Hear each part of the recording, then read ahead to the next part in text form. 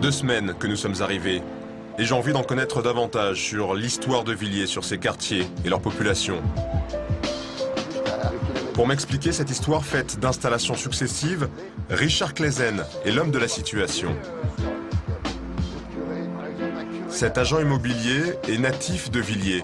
Il a vu les quartiers se construire. Son agence est située dans la vieille ville. Au XVIe siècle. Au XVIe siècle. Tout à fait. Donc au XVIe siècle, cette église était bâtie. Elle était terminée, voilà. Une église du XVIe siècle à 5 minutes à pied de la Cerizay. La Cerizay, c'est la première barre d'immeubles construite à Villiers à la fin des années 50. À l'époque, Richard était adolescent. Je me souviens vaguement quand même des travaux, puisqu'il y avait des vaches tout autour dans la ville. À 100 mètres d'ici, il y avait des vaches, quoi. Il y avait beaucoup de fermes, mais encore des fermes qui ne sont plus en activité d'ailleurs. Et vous aviez, vous, des copains à l'époque qui habitaient dans le bâtiment? Oui. C'était quoi comme type de famille? On avait beaucoup de Français. Il y avait beaucoup de Français. Les premiers qui étaient logés, c'était des Français, après des Maghrébins. Et ils faisaient quoi, les premiers habitants? C'était quoi leur statut professionnel? C'était des ouvriers? Il y avait, oui, des ouvriers, un petit peu de cadres supérieurs. Oui, surtout des ouvriers. Il y en a beaucoup qui travaillaient chez Citroën. Il y avait des Yougoslaves qui sont arrivés aussi, juste après.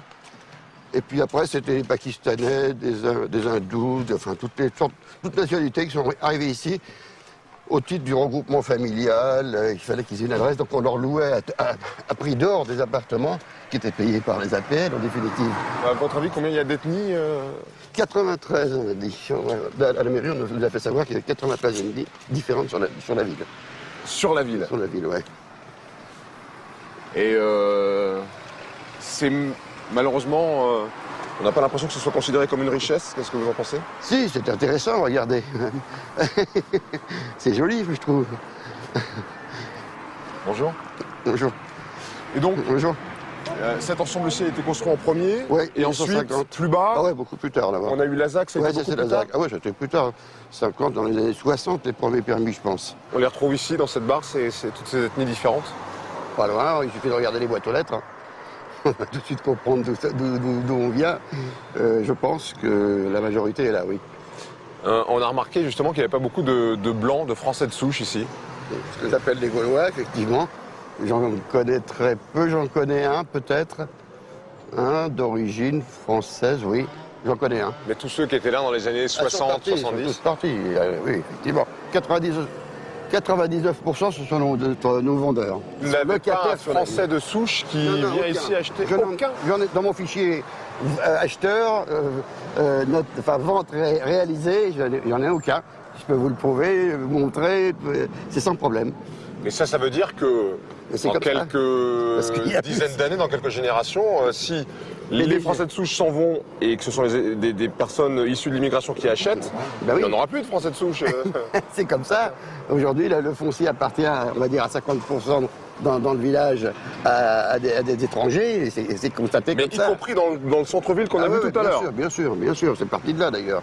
C'est parti de là parce que c'est des gens de la ZAC qui ont acheté dans le village, qui ne voulaient pas quitter la ville, mais ce sont des étrangers.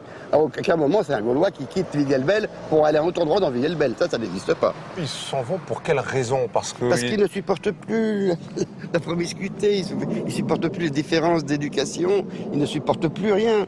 Ils ne supportent plus de ne plus avoir une boucherie traditionnelle, comme j'ai déjà dit. Mais ça, c'est les constats que j'entends tous les jours. Je peux vous faire rencontrer des tas de gens qui partent pour cette raison. les habitants d'origine, les autochtones de Villiers-le-Bel, Ouais, fuient cette diversité, cette proximité avec Exactement. les autres. Ils sont plus là, ils sont partis. Il n'y en a aucun qui désire mourir à Villers-le-Bel. Je n'en connais pas.